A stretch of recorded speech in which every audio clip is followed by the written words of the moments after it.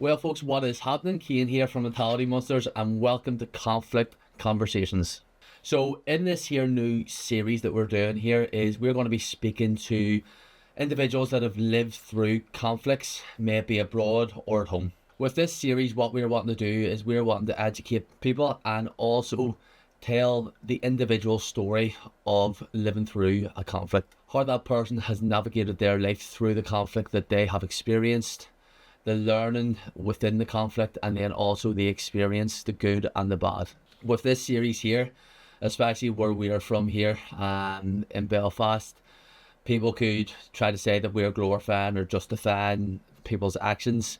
What we're wanting to do is just educate people, tell an individual story about someone's journey through life and how that conflict has impacted them. We hope you enjoy this here. I want to tell stories from all sides of the fence, and I think it's going to be something that people are going to really enjoy. Thank you very much for listening to this intro, and hope you enjoy this new series of Conflict Conversations. In this episode, we are going to be speaking to former IRA volunteer Joe Doherty. So a bit of background about Joe's story. So Joe was interned on his 17th birthday and was imprisoned in the Maidenstone prison ship.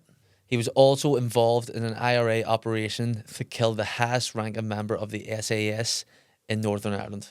Then, in 1981, during the hunger strikes, he escaped from the Crumlin Road jail dressed as a screw. After that he made his way to America, where he was arrested by the FBI and spent 9 years in federal jail with John Gotti. And this here is the Joe Doherty story.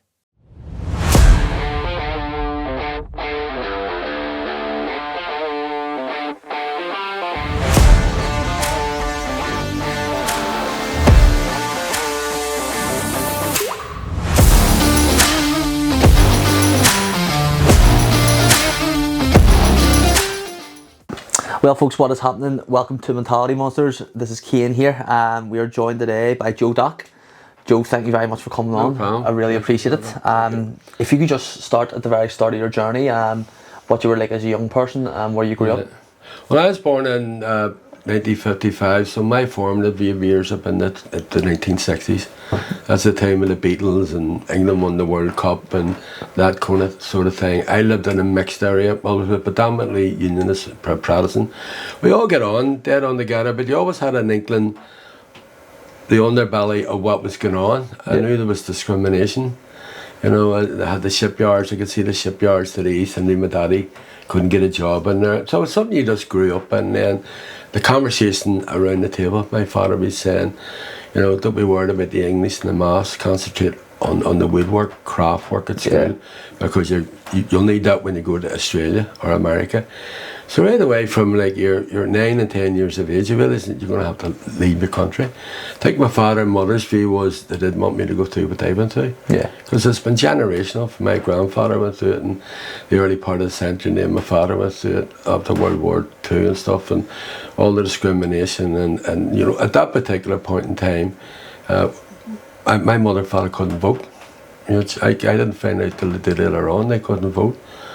And all that, so you're kind of nurtured by that, you know, that you're going to have to change. And then I was watching the TV one day, we black and white TV essays, and it was Dr. Martin Luther King.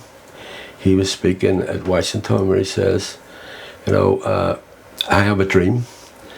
Blacks and whites, Catholics and Protestants, Jews and Gentiles would march together in freedom and stop equality. I was very young, but I've been inspired by them kind of words, no matter very simplistic, and that kind of showed our particular journey. So the Northern Ireland Civil Rights campaign was going on, and this is for houses.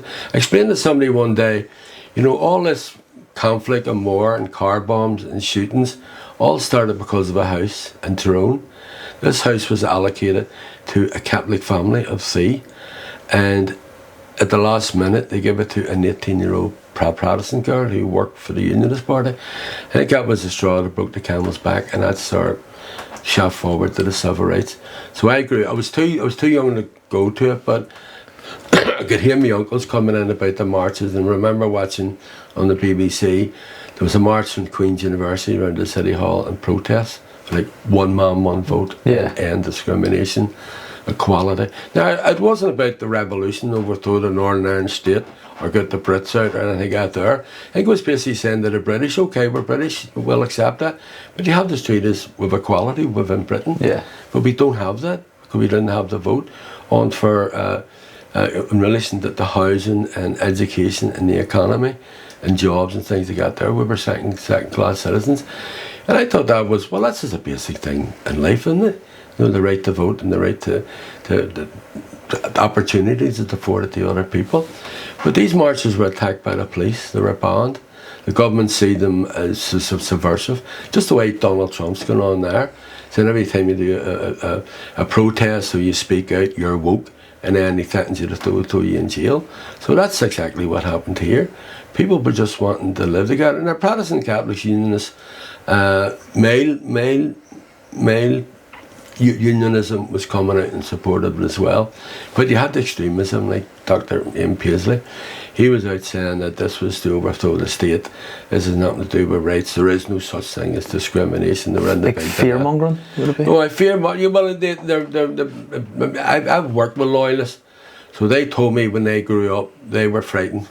They thought the whole thing around civil rights was about overthrowing the state, and it was in control of the IRA, which it wasn't the IRA. It was IRA campaign ended in 1961, and with no popular support, so they gave up and they went in. Now the way we are now, can they get into politics and stuff? So that was, you know, you see in the March of an Attack, and then the pogroms came, and I remember them coming into our street. This is from the Tigers Bay, the Loyalist area. But fair play, there was a couple of Protestants came to our door to protect us. So they were singing up, burning these Catholics out. After a while, the Protestants started moving out of that part of the New Lodge. The long streets, we call it, between the New Lodge and Tigers Bay. So like Dunkirk and stuff like that? Oh, Dunkirk, from the New Lodge right over to Dunkirk. It was predominantly Protestant. But it's what they call it in America, white flight. When blacks started moving into the area, the whites kind of panic and they move out. So when the Catholics was being burned out of Rathcoole, like a Bobby Sands family, they went to Andersontown. People who were burnt out were coming into our particular neighbourhood, so more Protestants were moving out, things like that there. And the CDC, the Civil Defence Committee, went round to the Protestants and we don't want you to move. What is the CDC? Oh, well, it was like the vigilantes, we call it, was people got together to protect the area. Yeah. They were standing on the street corners making sure there was no rats or any attacks and things like that there. So they went around to remain the Protestants and said, we don't want you to move out there, we don't want this, we want this is a mixed area, we want to keep that there. But you understand, Protestants, one of them said to me, to my mass, said, I don't want to be the last prod in the street. So they all kind of moved out. Weren't forced out. Some of them still stayed there. Actually, one family, the son actually joined the IRA. He was a Protestant himself. Then they got there. So that kind of went on, the programmes here, and seeing all the lorries coming in with people's furniture being burnt out. You're watching Bombay Street in the West Belfast, like 3 or 4 streets were burnt. There was people in the countryside, Lurgan and things like that there. Actually, the refugees, what we call our refugees, like thousands upon thousands, it was the biggest movement of refugees since World War II. Well, exception what we have now and across Europe now in the East. And the army was sent in. I remember the British Army was in, and they were they were the nice guys. That's what we thought. Yeah. You know, they were coming in to protect us and stuff, and the army thought that's what we're here to protect you, and they set up their billets and stuff, and people in the street would go down and feed them, give cups of tea. The local bars were in here. I mean, I tell a couple of lads in the local bars, I remember kids, the army coming in with their dart teams, and they said, "You kidding me?" Yeah, they were our dart teams from Galway. They take us up to the football. We're doing this kind of, working with us. Trying to win hearts and minds. Yeah, then I actually myself went down to Royal Avenue to join the British Army. Me and my 2 Protestant friends, we went in, and the desk sergeant was there, the recruiting officer was saying, "Great lads, good to see young men like you, but you're a wee bit young, could you come back in 6 months?" And I says, "Aye." And I remember going up to my dad, I said, "Where were you?" I said, "I was down joining the British Army." And he gave me a wallet. "What do you think you're doing?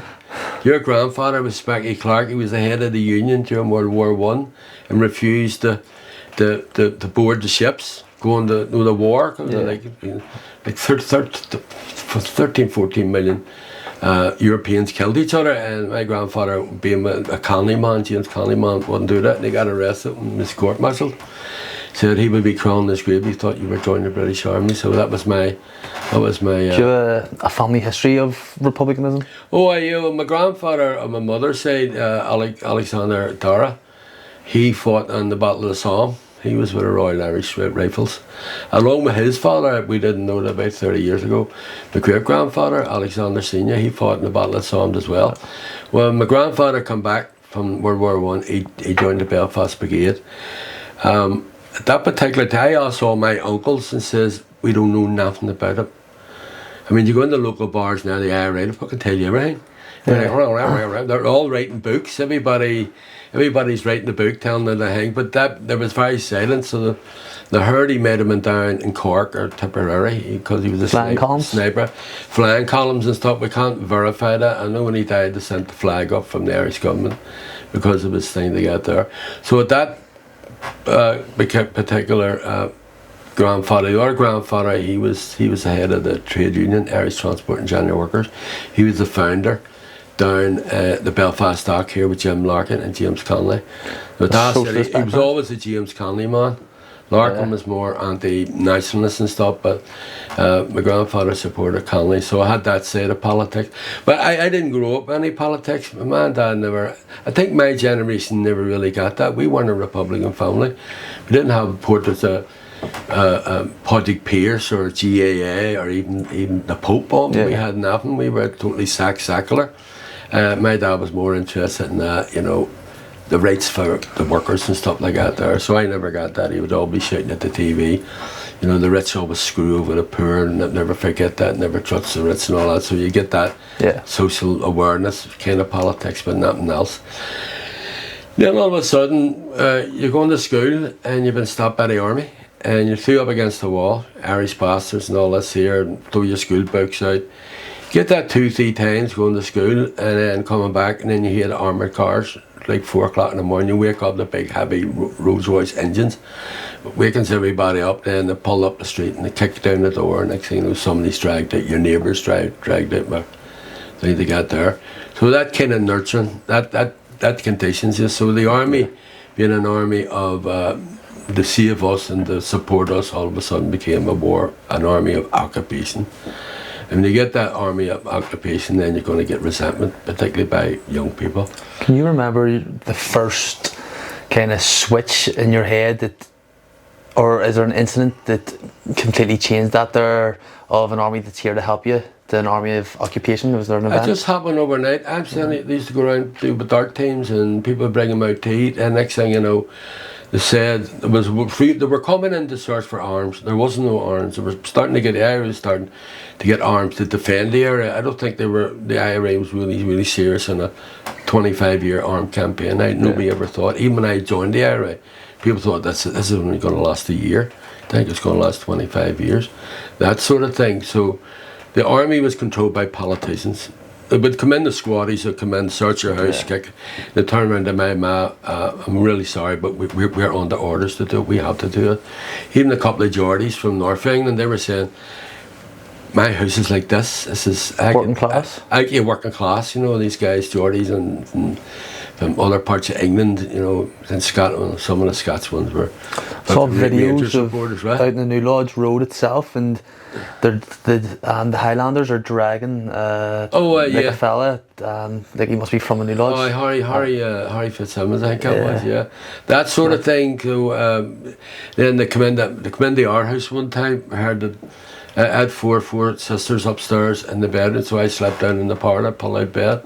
So I heard the armoured cars, and I jumped up to run up the stairs, and the door dragged me downstairs, dragged me into the kitchen, put me on the floor, dragged my dad down. And I went into my ma's bed.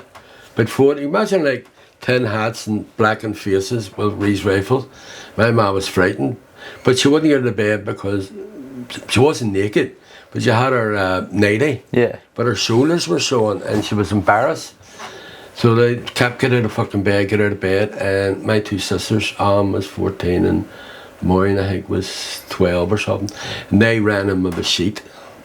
You know, like a partition. Yeah. They got there, so the soldiers said, oh, right, go ahead. So they understood, you know, that's what it was. And this sergeant or an officer come in, and we get here downstairs, ripped it away and put the pistol down. You fucking Irish bitch, get out of bed. And my sisters are all like 8, 10, 11 and 13 or 14, whatever it is. That was our mother. It was like seeing your mother getting raped. You know, how can anyone talk to our mother like that? Yeah. And me and my dad down the stairs, we were taken away in for 6 hours, asking questions. What age were you? I was 15 and a half, maybe almost 16. So you're dragged in and you're questioned about your neighbours and stuff. But they were under my dad. My dad was in the Merchant Navy, so he was in China. And the trade off cigarettes, one of the Chinese guy gave him a red book. It was in Chinese. So he always had it, a souvenir. So they were reading through it. My dad said, I don't speak Chinese. I got that in the port. Because anywhere he was in Turkey or something, he would get a wee lamp. And they was trading off cigarettes to the Chinese at the port. All they had was a wee red book. He said, I'll give us that. And I give him a pack of cigarettes. So they interrogated him, up part of the Communist Party. You're working for China. You're working for fucking China and all that there. Ho Chi Minh. To get word from, or not Ho Chi Minh, but Mao Zedong. Mao Zedong, the leader of the Communist Party in China. My dad says, I was just a sailor. I was in the British Navy. That sort of thing. You do all that there. So that kind of builds up resentment and things. And the local lad, Danny O'Hagan, was shot dead. They got on that street, the TV at night, the GOC, the head of the British Army says anybody seen with any kind of a lethal weapon will be shot dead. And that night, Danny O'Hagan, innocent. Everybody knew him, Danny, around here. He was a young boxer. He was a painter by trade and things to get there. So that was a hit to the community. So that there, and then I was going to Vicky Barracks, down here in the square where the high rise is. Well, I seen this big. Somebody must have took their time in writing it out. Join Provisional IRA. And we were all going, what the fuck's that mean? I didn't even know what provisional meant. We didn't really, you kind of understood it, but in the fin, obviously it was in Irish, and that was the Boy Scouts. That was the Republican Boy Scouts. Yeah. Now I was already in the CBI, the Catholic Boy Scouts of Ireland, but we were all like, you know, bob a job and, you know, doing me chores for people that make money for our badges and go away camping. But this was a different ballgame. Oh, a different ballgame. And I remember the Kingdom Hall. Me and another 2 fellas, we were only 15 and a half, almost 16, and it says the flag was there. It was a big flag, like orange sunburst, and a darkened background, the Fianna flag. Yeah. So explain that about me. That's the new generation coming through. It was formed in 1909 by Countess Markovitz and all that. Getting us a bit of history, and we were like starving for information about what the flag was and what is this. And it says, you know, we fought in 1916, scouts and stuff. This will be a scout movement, but you're going to be given military training. But before you sign up or get sworn in, what the time there's only 2 things going to happen to you. You're either going to be in prison, or you're going to be dead. So you have to make up your mind. So we looked at each other and then put our hands up. So they give us this oath to read out, really patriotic stuff, and the hairs in the back of your head. It was exciting. Although you didn't understand, it was kind of rhetoric, like Republican rhetoric. Our forefathers and this here, and our gallant men and women in Ireland and all this kind of stuff. And we got swore in, and on the flag was a gun. It was like a 45 revolver, and we were first time we ever seen a gun. Well, like, we've seen cops with guns, but not actually us with guns they got there. So we got swore in, and then we would go to lectures, you know, with M1 carbines and strip the weapon, show you how to strip the weapon. Then you get engineering classes, so you how to make up mercury switches and fuses and commercial data selector. You were learning all these wee things. Like, were you like 16 at this? Oh, I just turned 16. Just turned 16. So you were in the Fianna. So you were doing stuff for the army, what the Irish Republican Army. We'd be out giving them support, doing scouts and stuff. Well, we're doing other stuff, but I can't get into that. Yeah. We're doing our own wee stuff as well, you know, a few things and stuff. But we were like the main support for the army. And then once you get to 17, or you get in before that, and then you could join the army. So I was in the Fianna, SLU they call it, which was Irish for a group. So our SLU was the group round here. And that was tied into our battalion. Did you have your own battalions for the Fianna? Oh, yeah. You had the Brigade OC and stuff. Well, I ended up being a battalion officer after a while. Like a training that was there. My boys from Short Strand, they still slag me about it. Because I was sent over to Short Strand to show them how to do combat. And I couldn't beat the wind out of it, paper bag. But the trained us how to strip a British soldier if he stand with his rifle, coming behind him, a bit of John Van Damme sort of stuff. And I'm doing this. So I went over to Short Strand, they were all laughing. And I met them during the jail, like John Van Damme and Hung Fu. I mean, it wasn't that bad. I should take a John Van Joe. John Van Joe and all over. It's all a bit of a laugh. I still get that. It's like 50 years ago. And I still get John Van Joe and stuff. So you're doing all that there. Then I got arrested. I was 17. And it was just a couple of streets away. I was coming around the corner and I gave a bum name. And we're going with it. And then a soldier jumped out of a house, a derelict house. They said, "Hi, Joe." I said, "No." He said he was Peter. No, he's not. He's Joe. So they took me in the cop shop, the barracks, and it says, "What's your birthday?" So I knew. So I put my birthday 2 days ahead, the 22nd. He says, "No, it's not. It's the 20th. What date's today?" I mean, I don't know. Read the calendar. It's the 20th. You're 17. You can't get your mummy around there. And that was going to Gerwood. That was Goth Barracks, Palace Barracks, and Gerwood. And at that particular time, if you'd have mentioned that, the hairs in the back of your head, because of all the shit that was stories. Yeah, the stories of the torture and stuff like that there. So they took me up to Gerwood. I thought it was only there. I thought it was there 5 days, but it was only there like 2.5, 3 days, because everything's all white, like not like this, like pegboards, and you have to sit in front of this like that for the whole 2 days. Then they put you in a room. There's no windows, no nothing, you can't see anything. They give you a cot. So I was lying sleeping, but I'm probably only sleeping half an hour. So I said, "You bastard, you've been sleeping there 5 hours." So it was all about mental exhaustion, sensory deprivation, as they call it. Standing against the wall for hours. You move up, you get beaten, they strip you and slap you. I didn't really get that bad of it. Well, I got a beatings and stuff, people say, but it's still torture. But it was a couple of lads like Willie Johnson and Paddy Fitzsimmons. They were getting tortured like burns. I could hear them screaming. Swear to God, I could still hear him screaming. They put like electric fire under the bed. They took with the cover off. It was burning his fucking skin. I could smell burnt skin. Yeah, there. Man, that was more scary than me getting the beatings. I got listening to that there. You through that, and then after 2 days, I got released. I was always going home. And they put me back up. Like, see, I'm 17. I'm only 5'1". I'm not even like 8 stone or something. I got 3 armoured cars to take me. I thought they'd take me home, so they drove down Crumlin Road, down Frederick Street.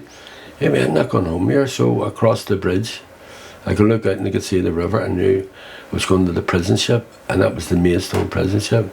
It's an old army ship, for a troop ship. Turned it over in Turnese. So I was on there for about 4 weeks. What was the experience like on that? Oh yeah, well, all right, with harsh conditions.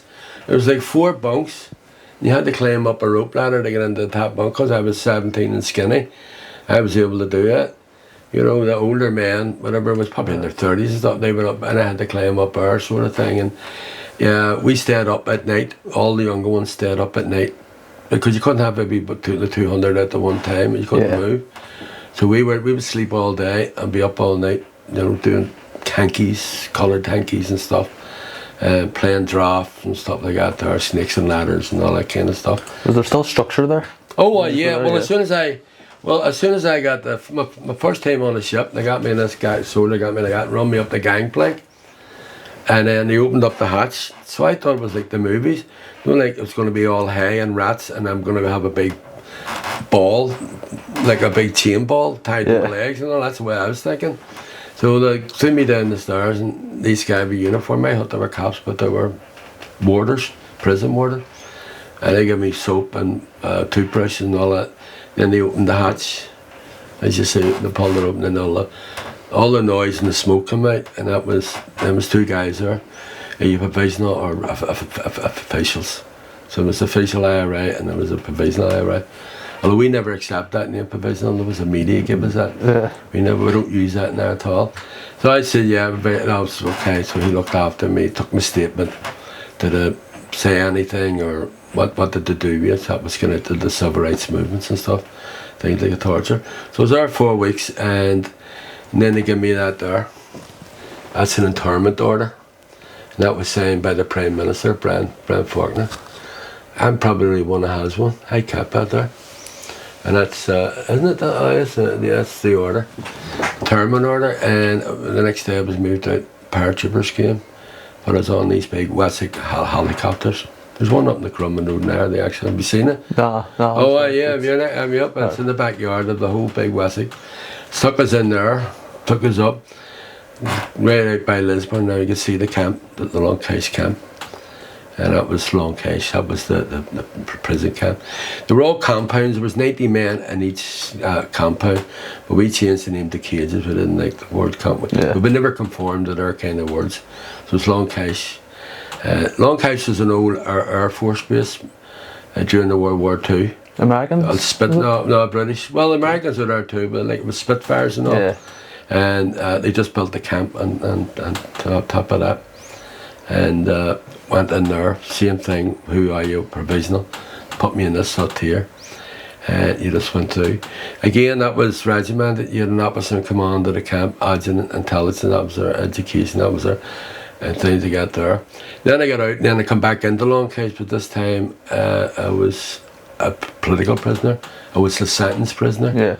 Where internment was, I don't know, I was very lucky. I was only in there like 3 or 4 months when the ceasefire, 1972 ceasefire.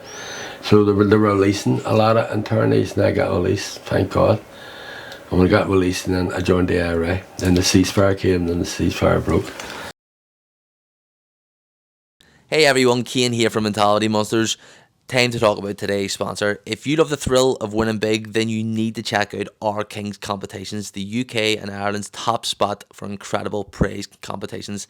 They're giving you the chance to win luxury cars, dream holidays, top tech, and even life-changing cash prizes, all for a fraction of the cost. And what's the best part of this? Entering is super easy, so you just need to go on, select your competition, grab your tickets, and then you're in for a shot at winning big. With guaranteed winners in every draw and some of the most amazing prizes out there, our Kings is the place to be if you want to turn a little into a lot. So, what are you waiting for? Head over to www.ourkingscompetitions.com now and grab your tickets, and you could be our next big winner. That's Our Kings Competitions, where dreams become reality, and enter today. You were interned during Bloody Sunday in 1972. Yeah. What was the initial reaction of the internees and people that were, because like obviously there was people there that weren't involved, they were just interned, but the likes of the army, what was the initial reaction and well, what it was is with a couple of lads from Derry that was on, and they were saying, I said, are you getting a visit? They said, no, they're going to the march. There's a big anti-internment march in Derry, and that was it. And then all of a sudden, like 12 o'clock was coming on the news, they were shooting at the rally. And then 2 dead, 3 dead, until finally we turned on 6 o'clock news and seen it. Couldn't believe it. The result, we couldn't believe it. The result, the army came in that night, the British army, stripped us all on the ship. I think they must have thought we were going to sink the ship or something, or I don't know what they thought we were going to do, because you're contained in the whole of the ship. Yeah. But they came in, stripped, looking for weapons and stuff like that. There, it was to fucking rub it in. They were either that or they were panicking that we were they saying anything to us about that? No, they didn't say it. Well, they would jeer down at us because they were up on top of the ship. They'd shout down who had hooray and all that kind of stuff.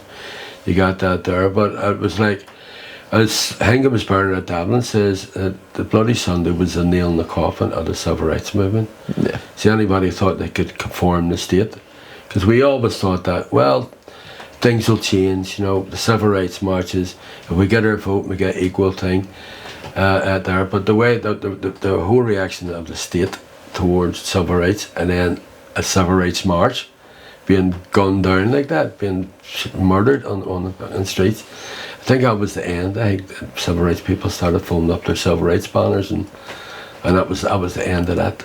That was the end of that, and then it was just going into full scale war. See, in 1971, do you remember where you were when, because from just like education and stuff like that there, Gunner Curtis was killed on the New Lodge Road, the first British soldier killed. I was there, yeah. Do you remember that day and kind of the aftermath, I would say, where the army, because that's kind of shifted in the army's mentality as well, the soldiers been killed? Well, again, I tit for tat. They were coming in and doing army raids, and then there was rats, and then they would open fire on people. Like a Danny Hagan being killed that I got there. Then the IRA, there was a rat not too far from here, and somebody came out of the crowd and fired a Thompson submachine gun. It was absolutely Billy Reid, Lieutenant Billy Reid at the IRA, and Gunner Curtis.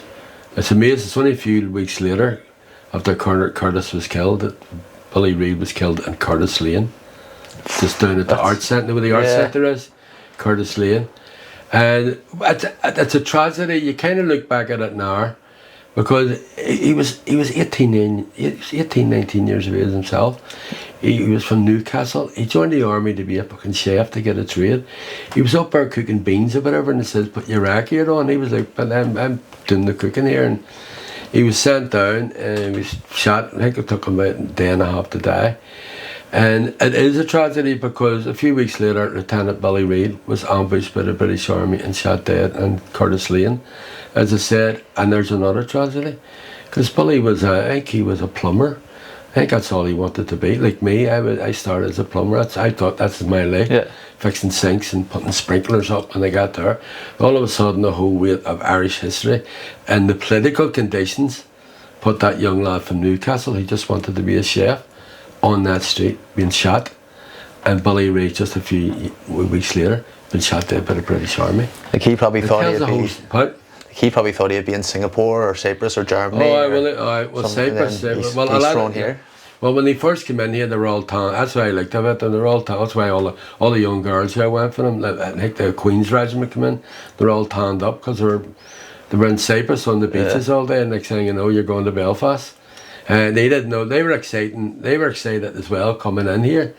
But it's the officers and the general officers up there, you know, they would say to me, you'd be getting searched in the street, and some of them would kind of slap you in the head, but some of them would say to me, "I seen you come to the dance hall with that girl. Has she any sisters?"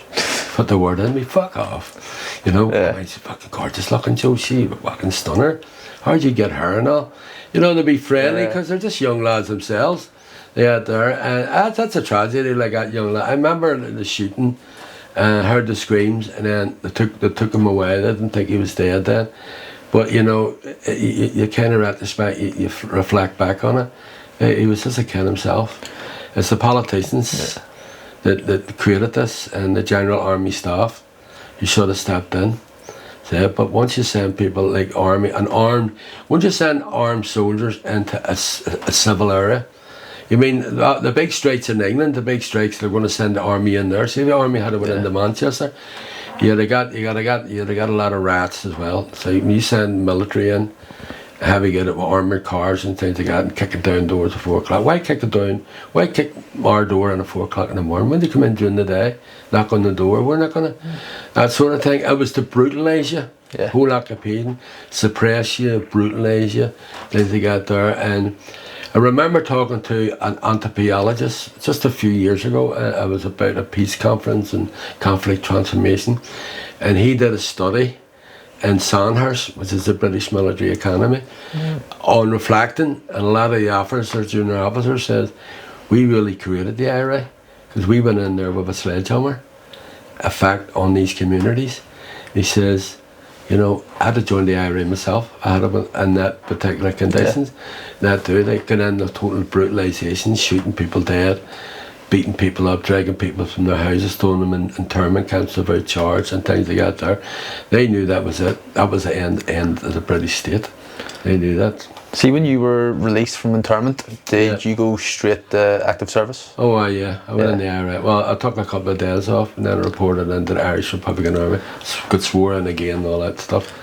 And for you, what was that like? And just in terms of the change of Na Fianna, and you're kind of not playing a side role, but you're not on active service. You're in with an active service unit, and you're in combat. Active, yeah. Well, we were active a wee bit. I can't say too much about being in the Fianna. We were active, but now you got. The thing is, we used to mind the IRA's gear. The IRA gave us rifles to hide. Because we were young, we could hide them in places. So sometimes we would take them out and go out ourselves. It was against the orders and stuff. You had to get court-martialed for that. Or go out and rob a bank or something and all that. We were Fianna boys, like Boy Scouts, but we were wanting to be active. So naturally we named the IRA, and then that's kind of legit. Anyway, I've been active right on up. Then I got active right up, and I was caught with explosives in '74. Where was that? On the Antrim Road. It was just besides an explosion. Me and a volunteer from County Clare, Ennis County Clare, Hugh Hare. He volunteered to come across the border. Kind of an experiment, see can they bring volunteers, but they were out there deaf. He was a big country fella from County Clare. And there he's walking, I mean, you'd be walking around the street and that's like, there's a brick, what's a brick? Army patrol.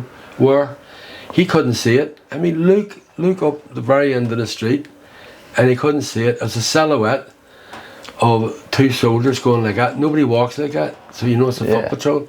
You grew up with it, and then the armoured cars or the jeeps, you knew the difference in the engine. See the gear, so you knew it was 2 streets away, and it's taking a left. Yeah. Things you don't realise, and he was like, I can't hear it. Like, you not hear an armoured car or the jeep, the big army jeeps and stuff. So he had to get used to all that. We had to condition him. It's just like us going out into the country. Yeah. Like cows and all. I mean, like you going down the flying column? Well, we did that. We down in the training camp, we were wondering why the cows were following us. We said, what fucking cows following us for? That's where you get the nosy cows from. It's because cows will just, if you lie in the middle of a field, a cow will just come over and they'll just look at you all night. Like, what are you doing there, sort of thing. And that's how they were very successful, our battalions around the border. They used to send the cows out and stuff. So QE was getting out there, and then we were caught with explosives. We went in, refused to recognise the court. Tried to escape from the Crumlin Road. We got another 2 years, so we did a 12-year sentence, so we did six years out of that. Then I got out again in 1979 and I reported back. Things were different. There weren't brigades and battalions and companies now. There were active service units, cells as they call them, small cells. Instead of like the old sea company, there's about 25 of us in it. You couldn't fit in all. It's too many and too cumbersome. You were recruiting. The recruiting was not very good. You recruit anybody. Oh, I want to join the IRA. Come on. We weren't getting vetted. Yeah. Then they got not saying they were touts. Were just not warlike. You know, their heart was there and the emotions there, but when you give them a gun, they just freeze, sort of thing. Yeah. Now the active service, they were very selective. So I went to the active service, went to a training camp, and then in May of 1980, I was caught in a shootout on the Antrim Road with the SAS. Can you bring me through that day?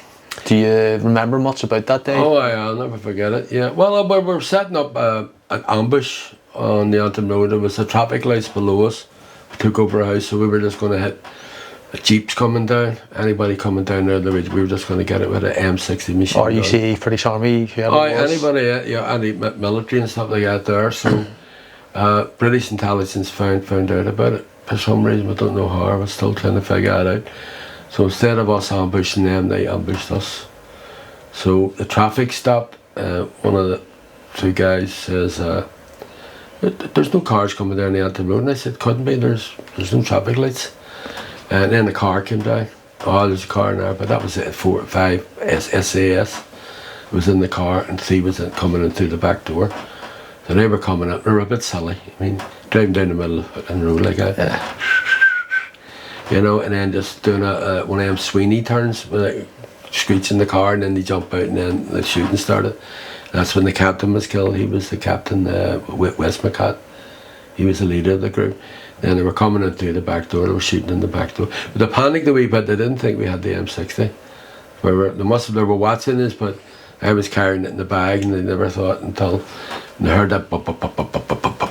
That kind of panicked them all. They didn't know what was happening. Back then was something as heavy as the M60 common within the army? Yeah, well, we just got them. Well, I found out at my trial in America that the Southies, Whitey Bulger? William Bulger, they raided the National Guard and stole six or eight M60s.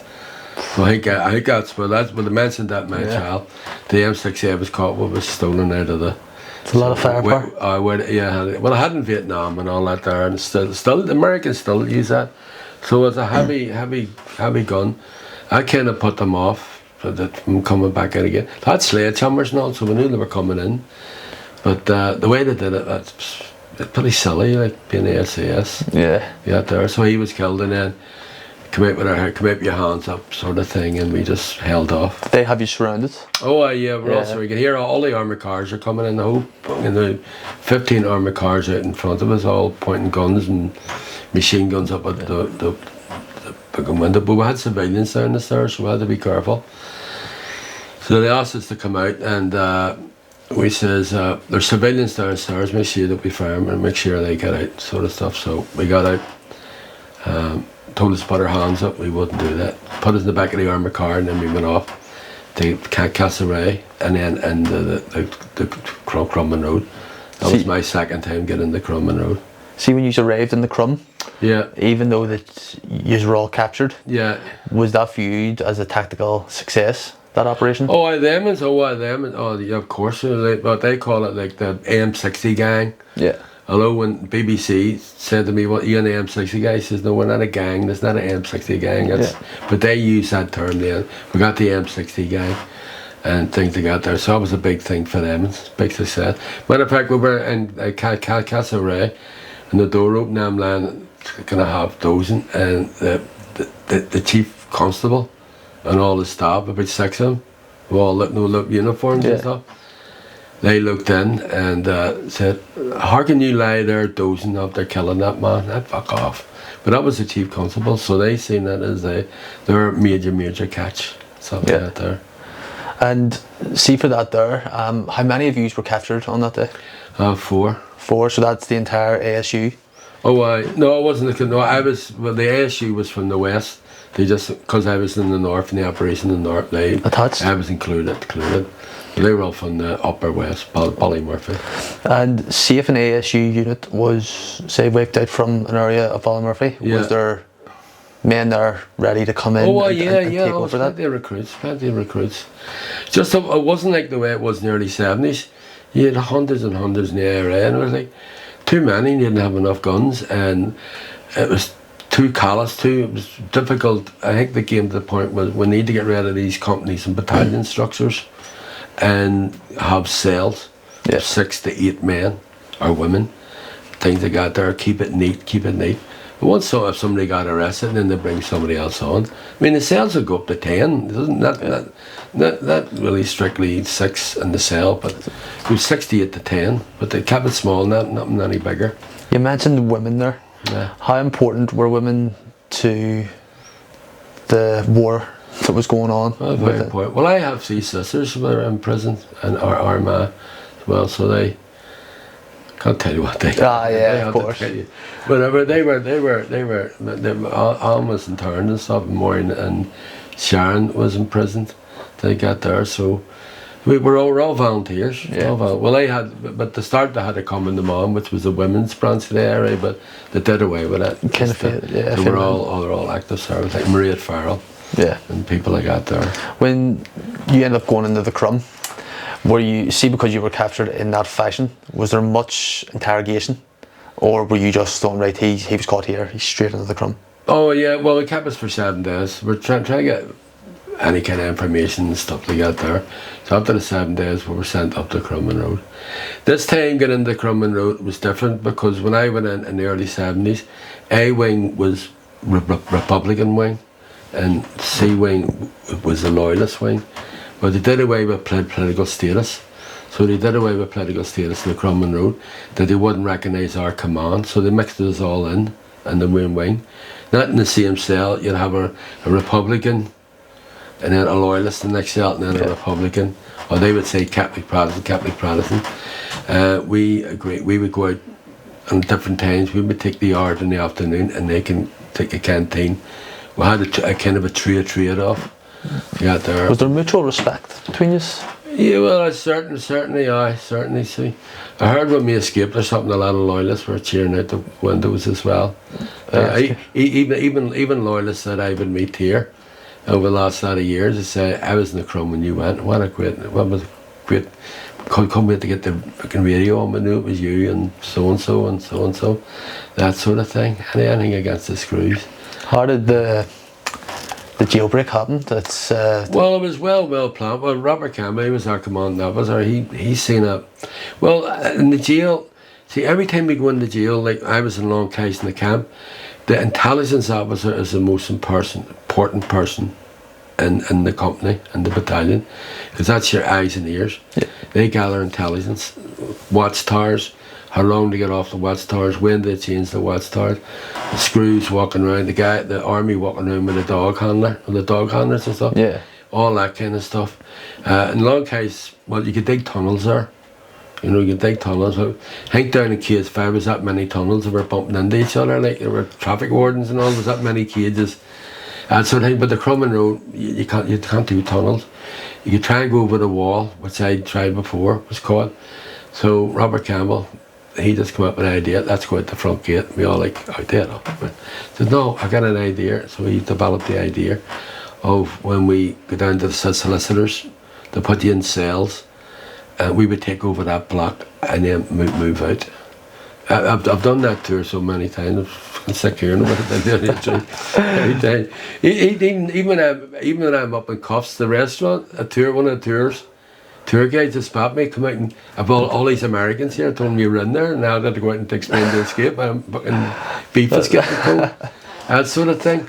No, we took over the block. Me and Pete Ryan, he's been since was shot dead by the SAS.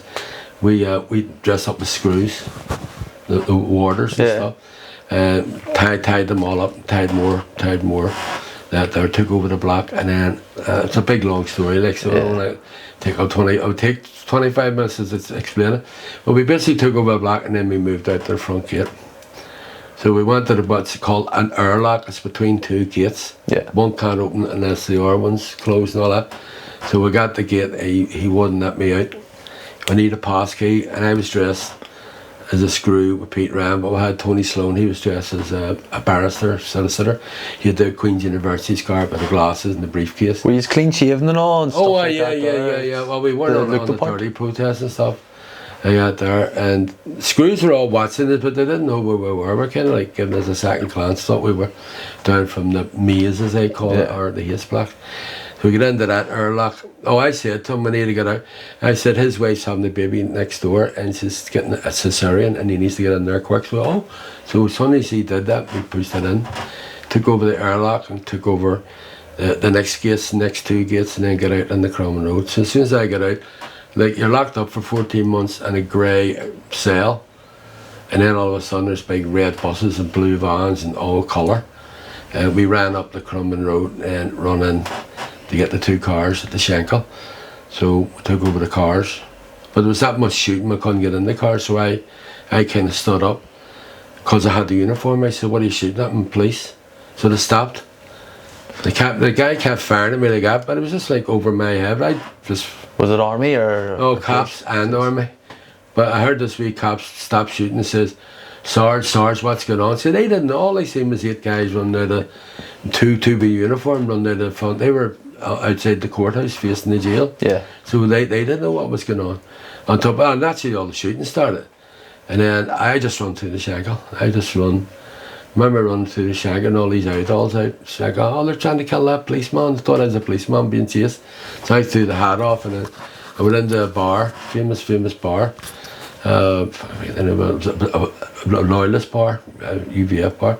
And I went in and they're all sitting drinking and I'm taking my tunic off with a tunic. Yeah. So I got away and me and Angelo Fosco and Picky McKee, we were about to give up. We were exhausted. You know, helicopters up, you hear jeeps everywhere. Then this woman came out like a divine intervention. Beautiful, beautiful blonde woman wearing fucking car keys. So we ran over and Angelo, he made a mistake. But on the shackle he said, Irish Republican Army, we're taking your keys. Instead of saying UVF or Ulster Defence Force, he said that and she went into panic, so we had to fight with her, taking the keys over to get in. And we were difficult to get the car finished because you're exhausted and he couldn't get the clutch. And we finally got away anyway. Get on the shackle into the Falls Road. Castle Street, took over a black taxi, just jumped in it and two boys jumped in the front with the driver. And I sat in the back and I see three wee women. They were doing their shopping in the town. They're looking and I go, they thought I was a glue sniffer. And they were saying to me, you shouldn't be like that, son, you're too young, you're ruining your life, you're ruining your life. Your mummy, I know your mum, she go home and talk to your mum and I go, I was trying to get my breath to tell her, I just escaped from the jail. Yes, son, yes, son. They were like looking at each other. And I told the people I was staying in the house and I says, I wonder what them women are doing making the dinner and the TV comes on about the escape and they're telling their husband. He was in the taxi with me. That's the night. So we were put away and then about 4 or 5 days we were smuggled across the border. We were stopped twice because you could pass the border, you had to pass the border twice. So we could hear the army up there with big sticks searching the lorry. They couldn't find us. You hear all the English accents. Oh, clear, mate. Oh, clear. Go ahead. And I was like, oh, thank God. A lot of relief. Crossed the border and at a farmyard we jumped out and that was it. Did you have to get prior authorization from outside? For the escape? For the escape. Oh, well, you have to. You can't do anything. You have to go through the Belfast. We all fall under the Belfast Brigade. Long Cache Camp is actually known as the 4th Battalion of the Belfast Brigade. Did they have kind of, well, obviously their own command structure in there and their own kind of intelligence officers and stuff like that there? Would they? Long Cache, yeah. And would they still have to go to the brigade? Oh, yeah. Well, not for wee miniskip. You see something jump in the back of a lorry or something. But you have something planned, like the big escape in '83 or back in Bobby's story and all. I mean, the Belfast Brigade and the North Armagh Brigade, they were all out hijacking cars and getting ready and all that sort of thing for a major operation like that. Ours was the same. They left 2 cars outside the jail for us. Them sort of thing. We couldn't get in because of the shooting. Oh, everything was meticulously organised. But at that particular time, we weren't supposed to go because it was sensitive talks because Bobby Sands was elected. So they thought an escape would jeopardise that, like Bobby's son. But once Bobby died, and then 3 other hunger strikers died, once the 4th hunger striker, and then we got word to go for it. We were actually convicted, and we were put back to Friday to get sentenced. So we were on our way down to the Haste Blocks to go into the blanket protest when we escaped. So we just missed that. What was the tension like inside the Crum? Because I've heard stories about the tension inside the maze, but what was it like inside the Crum during the hunger strikes? Oh, yeah, it's good. Well, we volunteered to go on a hunger strike. We were, but like the Haste Blocks says, no, stay out of it. The women in Armagh went on the first hunger strike, but they were told not to go on the second. They wanted the focus to be on the Haste Blocks with Bobby Sands and stuff. They got there. Oh, it was pretty tense. It was. People say, oh, he committed suicide. They don't. You don't go on the hunger strike to die. You go on the hunger strike to protest. The result, I mean, it goes back to the Druids. That's where it all came from. Protesting because somebody stole your cow. You sit outside his house, and you go on a hunger strike to protest. That's where the hunger strike comes from. And going back to McSweeney, Terence McSweeney and all that, it's been a part of our history. But nobody really goes on to die. You know, I think Bobby probably knew because they had to let, I think, but everybody else after that You know, you always think at the last minute they're going to call it off. Yeah. It's always that there. Frank Stagg and stuff. That was in the 70s. Oh, yeah, the French guy and Michael Cohen over in England and stuff. See, before we Takes a go lot on, of commitment, yeah. see before we go on to you going to America and how that all comes about. Yeah. What was, see, just in terms of the mentality aspect and what's going on around you, what was the kind of the character like of the average volunteer in the early 70s?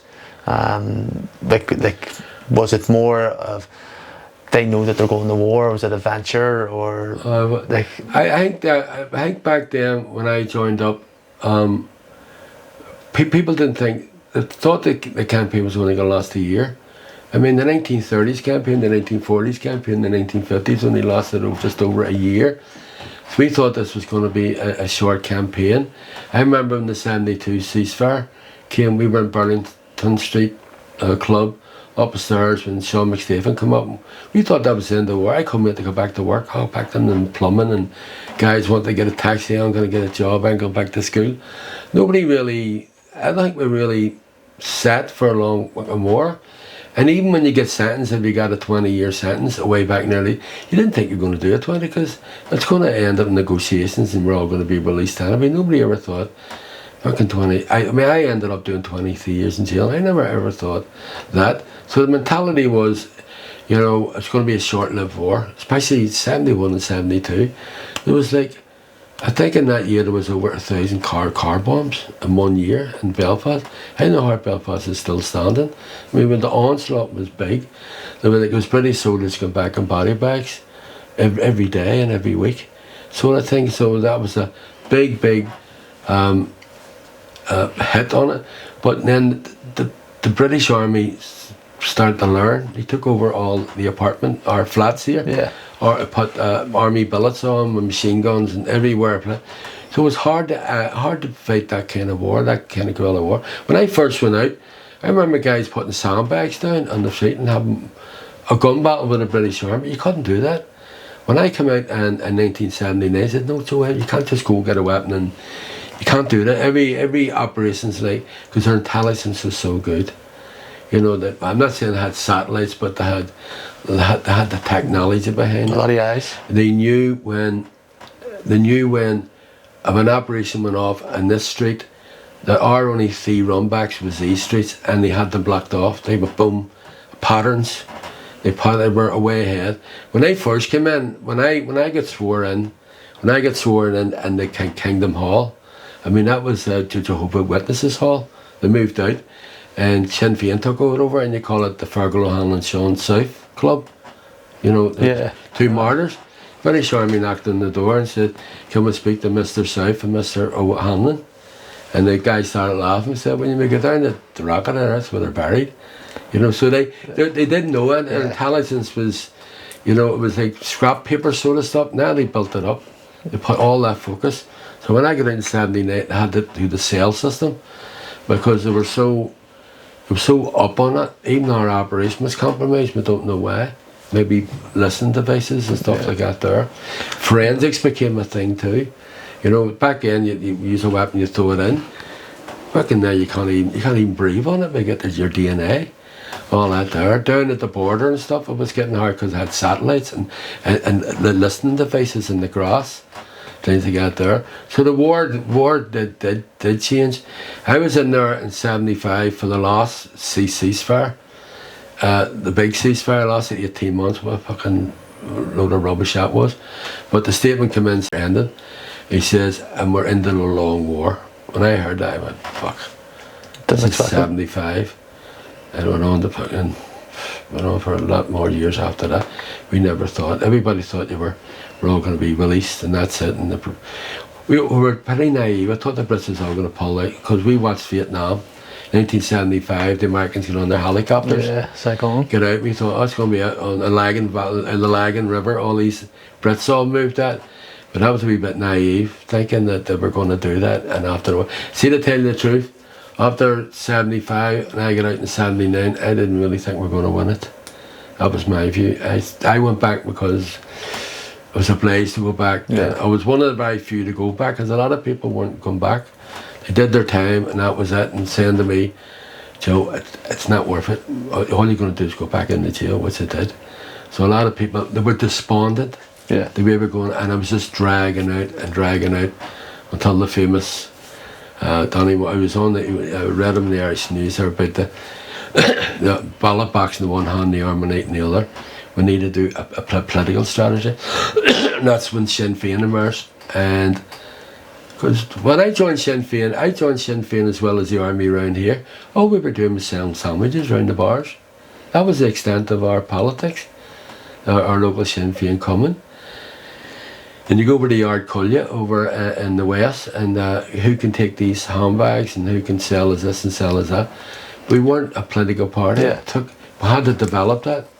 And we got younger people in, more thinkers. Started getting into the councils, city councils and stuff like that. And it built up. And we needed that cushion. I think Adams and McGuinness always knew that, because inside I knew that. We're not going to win this war. Not the way we think. Getting on their helicopters, it has to be negotiated. Could you see the long-term strategy of the political phase? Oh, yeah, I seen it. Well, I was pretty political. There was a lot of us in the jail where they're going, we need to build up the politics, and people are saying, fucking politics, what are you talking like a stick now? You know, politics, where this is war. There was a lot of people who were just fucking militarists, keep a war going forever, and other people were like, well, we need to educate ourselves. Yeah. So in the long case, we would have education beyond the learn about 1916, how many pikes they had, and many Talbot Street and all that there. It was a wee bit more about what is republicanism, you know, like socialism, separatism, non-sectarianism, you know, all the things you had to do. And James Connolly became to the forefront. Take the flag down in the morning, you still rule you for your banks and stuff. So you had, what kind of new Ireland, like Jerry Adams was saying to us in the jail, what kind of Ireland do you want? And we go, I don't know. Well, come on, what would you like? We like better rights, we like a better job, better house and stuff like that. We'll start thinking like that. So we put all the politics in our wee heads. I was 18 then. Politics in our wee heads. So you knew that was the direction we were going. I think they knew that they had to develop the political strategy to get a Sinn Féin. So when we finally got there, we had people who were MPs and MLA, or not MLAs, councillors and stuff. Yeah. And we had a political party. We can go. What he said, that he went to the IRA and said, now it's time to stop the war. You know, and I was always for that. You know. Yeah. Yeah. Was he, like you were saying there, that Jerry was giving the talks like in the cages about that? Was he miles ahead of everybody else when it came to stuff like that? Well, there was people in there. They're miles ahead. Certainly he was. You know, when you're talking to him, you're listening to him. He got us in the book, The Orange State, written by Michael Farrell, and he said, somebody read them 2 paragraphs. And we read it, and he said, what do you think? And he said, you just asked me to read it. No, fucking read it. Think, be critical of it. Like that there. So he gets you, he puts a wee seed in your head. It's not just learned about 1690 and 1916 and the Fenian Brotherhood, all that kind of history, which is nice. It's also about, you know, politics. Yeah. Developing your politics.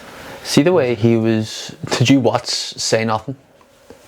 No, I did not. I used to watch it. It was just the way that he's kind of portrayed in it. I was wanting to know, just in terms of the character, because to portray him as like an intellect, as someone who is the brains behind Sinn Féin and stuff like that. There. Well, he was. So, I guess. Yeah, it's just I wanted to know if that was an accurate portrayal, just in terms of his character, and if he. Well, I don't know, but I wouldn't watch it. Well, apparently there is a lot of it's. Very much against Jerry Adams. A lot of bad stuff is coming out and things like that there. But that goes back to the Boston tapes thing. Yeah. Makers, I knew Makers, but an idiot. You know, it's crazy. It's going in down a rabbit hole if you start talking about it. Well, he told her, don't be worried about it, don't be worried about it. Say what you want. Yeah, I did this, I shot this, I was sitting with Jerry Adams this.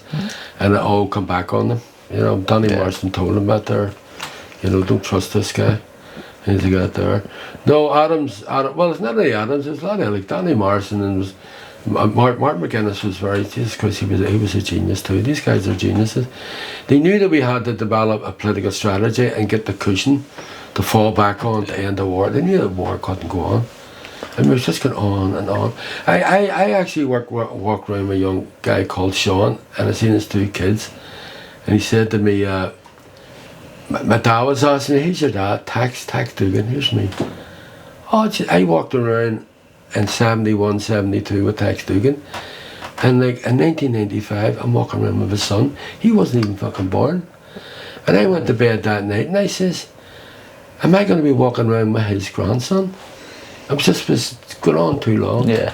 Had to end. But you just can't end it and create a vacuum for these new groups. So yeah, we had to get the political strategy. We had to get them, and it's worked out well now with the government. So you've escaped the crumb. You're all over the news. You're across the border. Across the border. What's the next step? Well, the rest was 6 of the other lads were captured in the south. There's wanted photograph. There's a wanted photograph for it. I was in every train station, bus station in the north and the south. So we had to watch ourselves. So 6 of them got arrested. So the decision was made that I was to go to New York just to get out of it, because I was sitting around waiting to go into Port Lee. So false passports was made up, and I ended up in New York, and Manhattan, the island Manhattan, stayed with his family and stuff, and got a job, construction. So I worked on Trump Tower for a while. Did you? Yeah, at the start. He was just a wee. He was starting out then. He was the apprentice. You know, he was the young apprentice. And that there construction, I had a wee happy life, you know. It was really good working building sites then. Worked at the bar at the weekend, but somebody must have found out, because they come in at 8 o'clock in the morning, and you always try to remember your customers' drinks. That's how you get your tips. Yeah. So seeing that the construction guys come in, 2 backs in the Miller lads, right, Harry? That was my name, Harry. So as soon as I lifted it out, the machine guns come out, and the pistols and shotguns and all, freeze, FBI. So I'm standing there with these fucking ice cold beers. I can't hold these, they're too cold for me. Oh, I put them down slow. Then took me down to the FBI headquarters. Didn't interrogate me, like usually getting slapped around by the IEC or special branch, the Brits. They were like, they want a cup of coffee, and then I'd seen my wanted photograph and then took my fingerprints. So we're bringing you over to the Metropolitan Correctional Centre. So they drove over and I looked up. I said, "Is that the prison there?" It's like 13 floors high. It's like one of the tower, like Davis Tower. Yeah. That's what it was like that. Took me in, processed me, took me up to 9 South. That's the high security floor. That's where all like the VIPs, notorious, infamous people are. We were on there, high security. Put me in the cell for 2 weeks, lock up, solitary. Yeah. Just to get me vetted. No, they weren't going to let me out because of the escapes and stuff. Finally got out into the population. And I was there for 9 years. But they wanted to extradite me. And you think, oh, that's no problem. But within the extradition treaty, there's a political exemption clause. Goes way back to Thomas Jefferson and George Washington, because they fought against the British. So they said anybody coming here, if it's political, so as long as it's political, you didn't kill your wife, come over, that sort of thing, or domestic. Yeah. So we had to prove that I was political, and the conflict was political, and that's not easy to prove. You're just saying that. So we had to bring people over, like Dr. Sean McBride. He was the founder of Amnesty International, and he got the Nobel Peace Prize as well as the Lenin Peace Prize, and spoke before the Senate. But also he was in the IRA. His father was hung or shot during 1916, John McBride. Yeah. And so he was in the IRA, in prison, escaped from prison, got out, became a lawyer, and then very famous. So he spoke about Irish history. There's always been rebellions. The Vikings, the Normans, the Anglo-Normans, the Anglo-Saxons. It's this like urge for freedom and stuff like that there. So certainly Doherty, and then other witnesses, Bernadette Devlin and dead. So the judge was a real conservative. He was appointed by Reagan. Real conservative, ultra-conservative judge. So he was giving me dirty looks at the start, and then he started listening to the story of Ireland.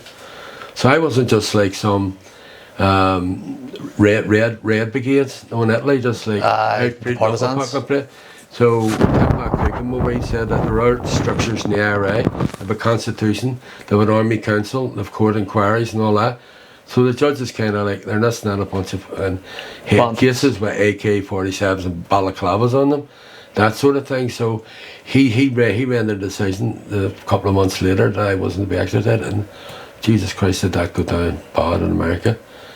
With the government, the American government, they went fucking ballistic. Margaret Thatcher phoned Reagan up, says, how can your courts keep that murderer? And that's it, he should be sent back. So Reagan got the Justice Department full flag. So every time I went in with my two wee lawyers, they had about 12 lawyers, all experts. And Were they Americans, your lawyers? oh, our lawyers, the Americans were good. Mary and Steve, well, they since died. Who would have paid for that? Oh, well, funds and stuff. Yeah. Well, they were more pro bono. They did it for nothing. So Would that have been, say, like Norriad? Is Norriad, yeah. Must have to do with Emmons, yeah. Well, they were supporters and stuff. Yeah. Oh, they get a bit of money. Once we got that, then they appealed it, and they lost, and they kept losing the whole way through.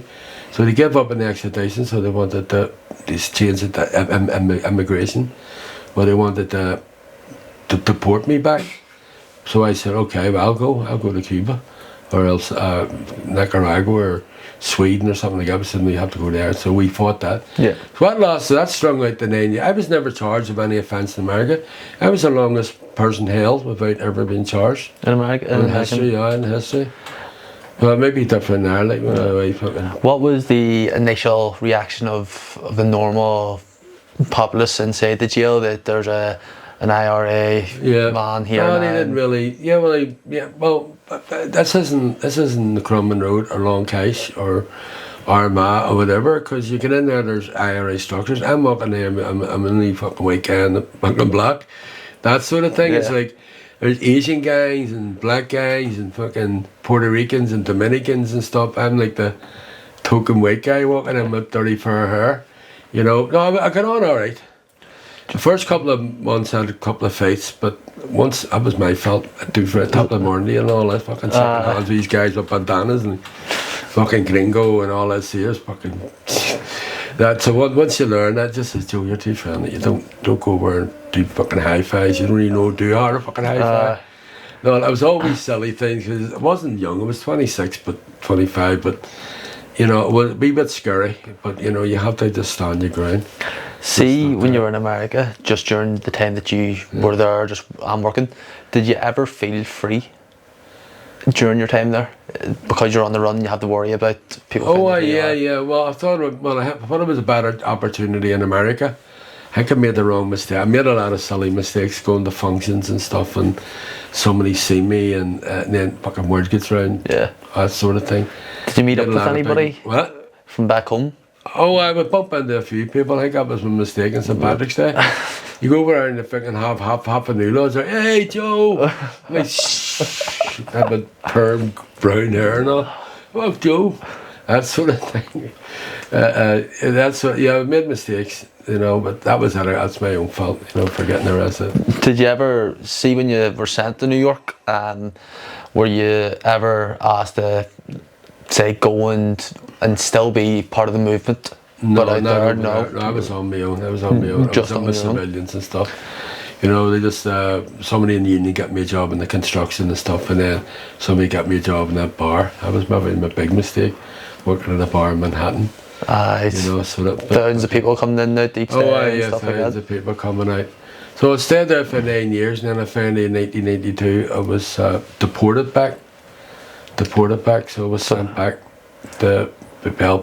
Well, they moved me to Lewisburg prison. That was like a Shawshank Redemption type of prison. It was a scary place on my last year, and they drove me up to Washington DC because I seen the dome. They took me to Andrews Airport base. So they told me, where am I going? They wouldn't tell me. It was the Marshal Service, the US Marshals. They transport you. And I got to the airport, and then they flew me up to Maine on the Canada border. And I still didn't know, and then I heard the pilot saying ETA. I know what that means. London. Yeah. I mean, fucking going to London. So they flew me all the way over to London. And I got on to London, Stanford Airport, and the cops come on. RUC at the particular time. They come on, a couple of chief inspectors. They come on the march saying, is he going to be hurt? Or like, no, we're not going to touch Joe. So it took me down the steps and put me on an Islander. It was like a propellered plane that the RUC bought. Yeah. It was like a Volkswagen with wings. And we were all over the Irish Sea. We're up and fucking down. This thing, and then I landed in Belfast, and then I went into the Crumlin Road. Back to the Crumlin at 4:30 in the morning. Chain, leg irons, the screws in the Crumlin, I couldn't believe it. The scene. Was there any there that was there when they knew me. I think they didn't do anything. It's just, they got there, just pop me in the cell. And I was there for about 3 weeks in the Crumlin Road, isolation. Then I was sent down to Hayes Blocks. And when I got into Hayes Blocks, it was like, they had political status and everything with name. Yeah. You know what I mean? Because I went in there all wearing their own clothes. They got fucking Christy Moore playing, and the thing guys playing his guitar and stuff like that there. So I had all them. I had that kind of luxury. Again, it was different from the military type of political status I had in the camp, the left, right, saluting and all that fucking crap. It was all like comrades, like some communes and stuff. And share education. The education officer became the most important person in the battalion, in the jail, because he was to set up lectures, bringing people in. Were you allowed to do that there for the lectures and stuff like that there? You bring in like historians and stuff, and then the Open University, that was encouraged. For a lot of first, second, people just did one at the GCSE. A lot of lads did multi education. I'm going to get a job as a taxi driver or a bricklayer and stuff. It's only, just I seen it as an opportunity to get an education. See, to go back to America, some person who I am like fascinated with, I think I was going to ask about him anyway, is John Gotti. I just think, just because I love the likes of The Godfather and stuff like that there. So John Gotti, you ended up sharing a cell, is that correct? Yeah. See, just that jail, as I said, that jail there, all the VIPs on it. I was also with Jamal Joseph. I met him last year. It was all about the news. And Black Panther, is that? Black Panther and stuff. So it was more than just John Gotti. He's writing a production on the Frederick Douglass when he came to Belfast. He's a filmmaker there. He did about 16 years in jail. So he was my cell partner, and the Black Liberation Army, the Panthers, the UFF, which is United Freedom Front, they were like guys that got back from Vietnam, the white guys, and they started bombing all over America. It became real lefties. Yeah. So I had all the political heads, and then the Black Panthers and stuff, and then you had the Irish guys, had Jimmy Coonan and stuff. There's a film been made now about it, Jimmy Coonan and Featherstone. Were they interested? That's the Westies. Oh, they were fucking thugs. They weren't the mafia. They were like cokeheads. They were shooting up the place. Yeah. They were mad. They don't even exist now. And then they had the mafia, and then you have the commission trial. I was the heads of the 5 families. Yeah. They all come on the floor one day. Fat Tony Salerno and they were all the heads of the 5 families. And then I was in with John Gotti before that. Then he came in again. And he was my cell partner the first time, but we shared the block the second time. He was interesting. What was he like as just a person, just in general? Well, there's rules in the prison over there. I'm a political prisoner.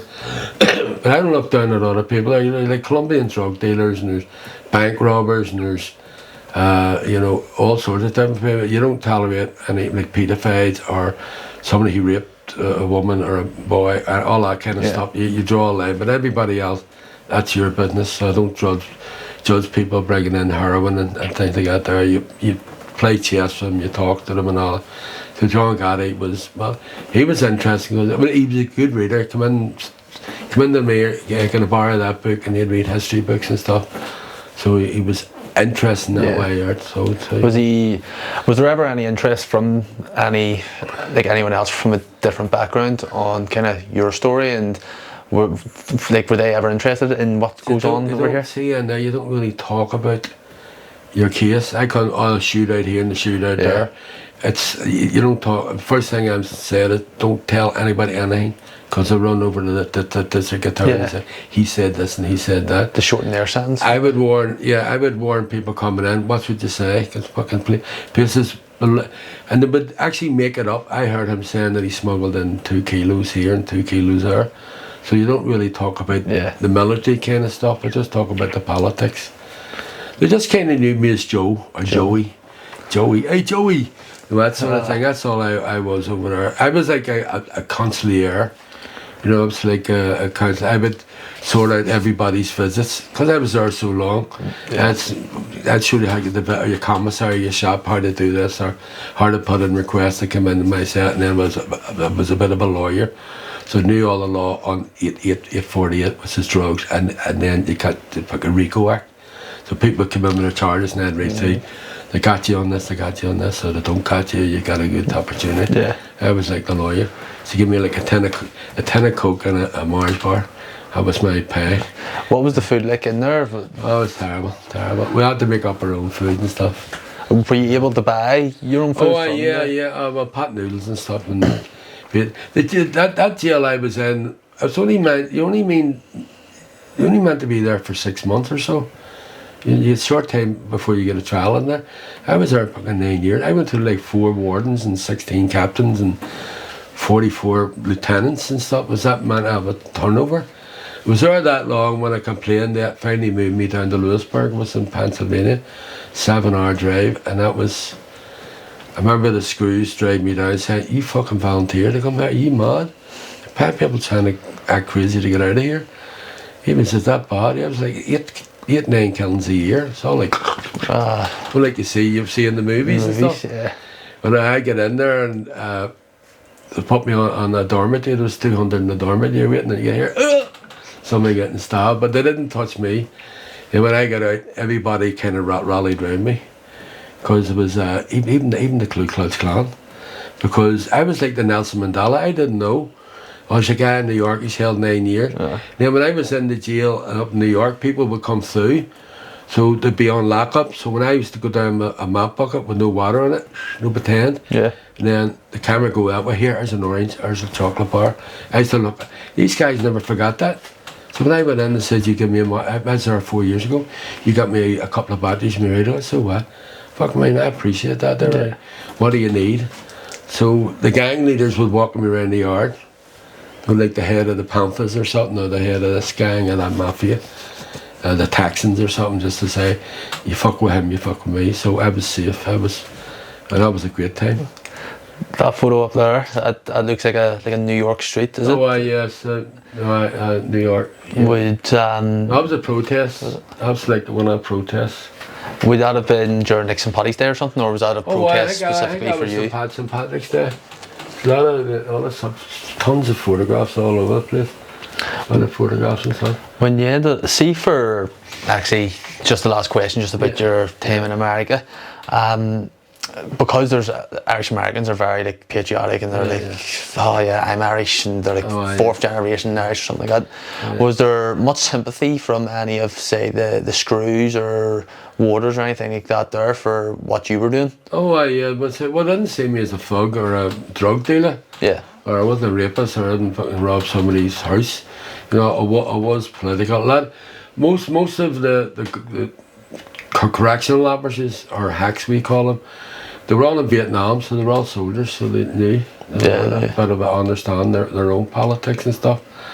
And they were sympathetic. And then the actual building I was in, they actually renamed the street, the Joe Doherty corner.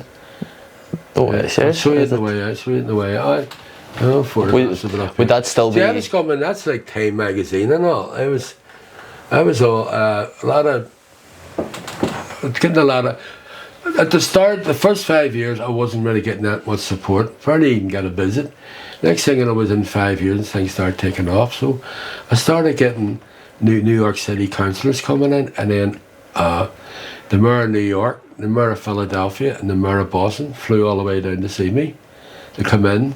Well, politicians don't get support too. Yeah. They were sitting there like the Irish American. Oh yeah. Well, no, Jews, everybody, Jews, Republicans, everything coming down. They were looking at me like that there, and then their assistant said, "Do you mind if I take a photograph?" Photo up. Oh yeah, go ahead. They were like, they were getting close to me. Yeah. Because that would be sent out to their all there. So I knew they were using me, and I was using them. Politicians, that sort of thing. Not that you have much of an opinion on Margaret Thatcher and Ronald Reagan, but What does it feel like that you were the topic of conversation for a conversation just between the Well, two? it's that way. See, when I got arrested over there, the New York Times, the Daily News said Irish terrorist. See, after a while, I was the poet, because I wrote poetry. Joe Doherty, the Irish poet. So I became. I mean, Jerry Adams is like, send me a letter. Brilliant what you're doing. You're paving the way. Because they were seeing the human side of the IRA. I was on like radio shows, 60 Minutes, TV shows on the radio. Yeah, Joe Doherty calling it for jail. It's 40 degrees outside. We have Joe. Hey, Joe. And I've been talking away. And so people are driving their cars. They're hearing me. And I wasn't like flying the flag. I would say, well, the conflict needs to end because we need to be sitting negotiation. The IRA don't want to go to war. Yeah. They don't want to continue this war. So I was always, and that's why the Brits fucking hated me. I was showing like that kind of humanism, and the politicians coming up to see me. I was getting a lot of support, even fucking Republican politicians and stuff. They were coming up, and then they go, "You amaze me. You seem so not normal." And I go, I'm normal. I mean, just a. You know, they think you're going to come out and your fucking bones through your nose or horns, or tails down, big tails down your back and all that kind of thing. And then they see you, and then they see you as accommodating and compromising and stuff. And then I wrote articles. I was a columnist, letter from Michelle Black. Yeah, aye. And I wrote that every week. So I was a columnist in the newspapers. In America? Oh, in America. Well, it's an Irish-American newspaper. I know what that is, the familiar circumstances of Birmingham 6. I wrote about the Birmingham 6. So I was writing every week, newspapers. I wrote a play over there as well. Didn't get published. It didn't? No. They call him the short John. He got an Oscar there. Got an Oscar? Who? You got an Oscar? He's from the Strand? Oh, yeah. It's just a known name, just come here. Well, Turf Lodge George. He said you need to do a wee bit of work on it and stuff like that there. And so it was becoming like a household name. Yeah. So a thing like movie star, like Mickey O'Rourke. You know, he wrote me letters and stuff, and Martin Sheen, and you know, that's why they were glad to get me out, because I was getting too much for them. Yeah. They're going to stand for Congress. Was getting that much, got some support and stuff, you know, and that was kind of showing I was away the combat that particular prison, because there was no windows and you get up to the roof maybe once a week and stuff like that. Every time I come out of the Falls Swimmers, I would look up at Divis Tower and I looked at the 9th floor and I would say to myself, I spent fucking 9 years in Divis flat on the 9th floor, never coming out of it. And that's what you say to yourself. People say, well, how do you do that? You combat it. You're a Republican, you're political. Yeah. Otherwise you'd hang yourself up. So I had all them things to do. How did you stay mentally strong during that time? Well, because you're police. You're police. Well, every time we went to court I thought I was going to lose, so it was like, I was winning too many. I was saying to myself, fuck, I'd lose this and go home here. You know, these American lawyers, they are exhausted too. You sort of want to keep going and keep going and keep going. But we kind of talked about it before the podcast, but what was there much difference in the types of Republican prisoners, or kind of the mentality shift from when you went back into the maze compared to the Republican prisoners in Long Case during the 70s? Yeah, there was I think there was a wee bit of fatigue happening. There was a lot more people pleading guilty. We would have never got that in the 70s. You'd have rather fucking hung yourself and standing before the court and pleading guilty. There was a lot more that. A lot of people just wanted to get home. And you can understand that. When I first went in, you know, you never thought you were going to do 20 years. When I came back in the 90s, people knew they were going to do 20 years. They knew they were going to be here till they're 56.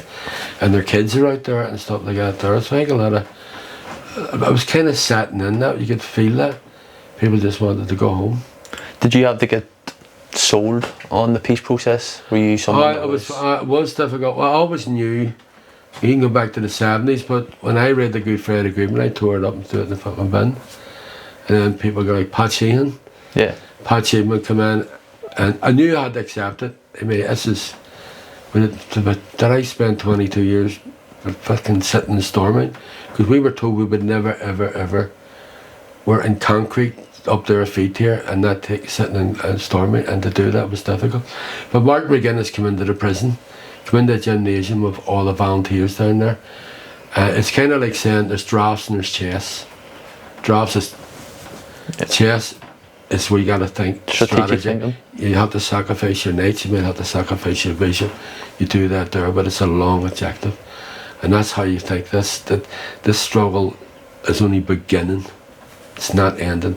So I believed in him that this was a process that I got there, and I've always stuck with it. I always believe in it. But I'm more sure now that we're going to get a fucking United Ireland. Why is that? Well, I think people are. I was out. I did a course, police and communities, and there was 4 inspectors there from 4 barracks. Yeah. We were doing like workshops and all, so it was like Joe and Benny and William and all that. We went out drinking one night. We were at a hotel doing the conference, and the inspector turned around to me. He said, "Do you mind if I ask you a personal question?" I said, "Why?" He says, "To see when a United Ireland comes." See, when he said that when, I was going, "Fuck, what did you hear?"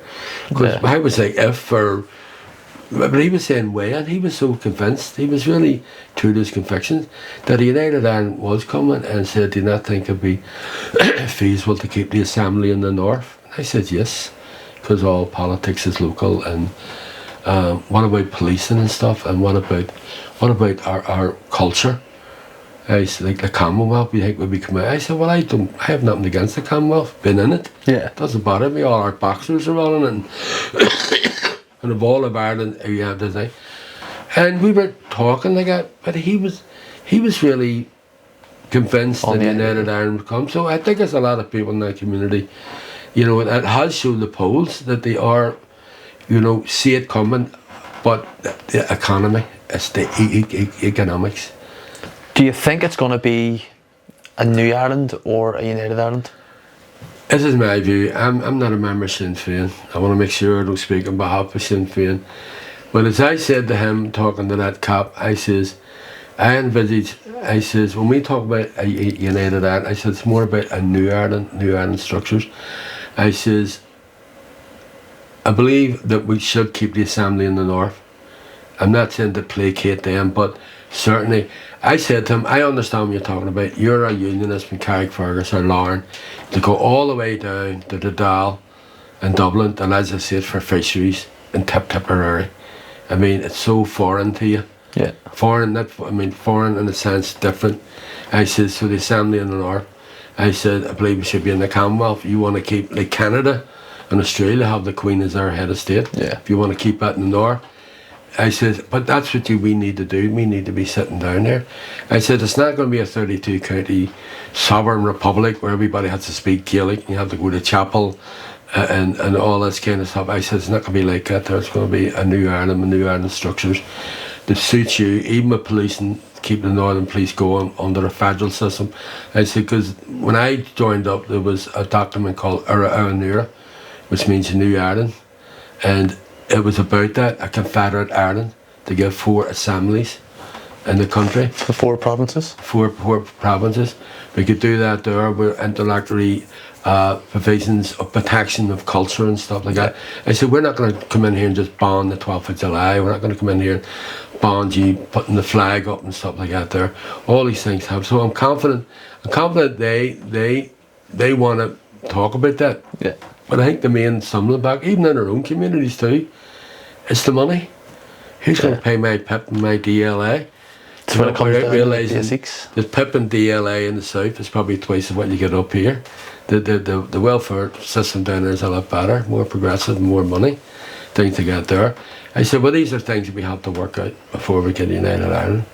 There's 2 books I just want to ask your opinion on. The first one is 10 Men Dead. Yeah. Birchford, isn't it? So, yeah. Because that was written during the conflict. That was written in, I think, 85. Yeah. What's your opinion on that book? Do you think it's... I think that's the best book ever written. I've read a lot of the books and stuff, but I think it hits everything. It is like nobody can write like that man there. Yeah. Actually, when you get released, when I got released, I was given that. Everybody gets that. Everybody on the wing would sign that, sign the page, and that shows you how in favour that was. From Sean Murray's podcast, like you done with him,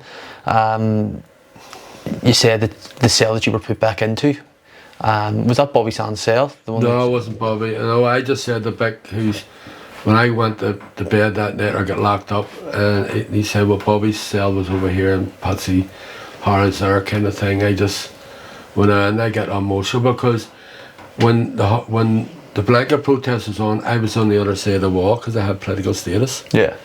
You know, while we're walking around like this here, our comrades, just because after that date, they get arrested, they couldn't get political status. 76 was it? Oh, 76. And I remember, I was the OC, and I would call everybody. You had to call the attention before you go into the huts, they would count you. Yeah. And I would keep that, and you could hear a wind would take the screaming, or the singing, or the shouting would come over the wall, and it reminded us of what was going on. I didn't think I was going to actually be in there at one time, you know. The second book is The Yank by John Crawley. Have you read that? Yeah. Have you read it? Do you know? I don't know too much about it. I was ex-Marine or something. Ex-Marine recon. I kind of, when I meet people, I always mean to bring that up. Did you know him? Because I thought it was a couple of, that's great book. But I mean, I don't know who he is. I don't know why he's making that up or he's not making it up. Because there was just because he was saying that he came up, like obviously from the special forces background, and he mentions it, like, in the book that he wanted to standardise kind of the training for everybody, everybody was trained on the basics of everything. So I was just wanting to just ask questions about that. Well, we had that back. Well, we had a couple. When I was in Long Case in the start, we had two Americans. One was a helicopter pilot in Vietnam. He was in this. He was Marma, another Yank, and there was a Yank round here. He was in Special Forces, come over to join the IRA. Remember he had all burn marks, he must have been napalm or something. Joe, they all can be called Joe. Did you get much people from outside of Ireland or from down south we had that came up? Yeah, that guy, yeah. You had the... no, just the Yanks coming over. Just the Yanks. We got English as well too. Well, Joe, thank you very much. Honestly, no it's been an absolute pleasure. Thank you very much. My dog out for a walk now. He's in there crying as his mum said.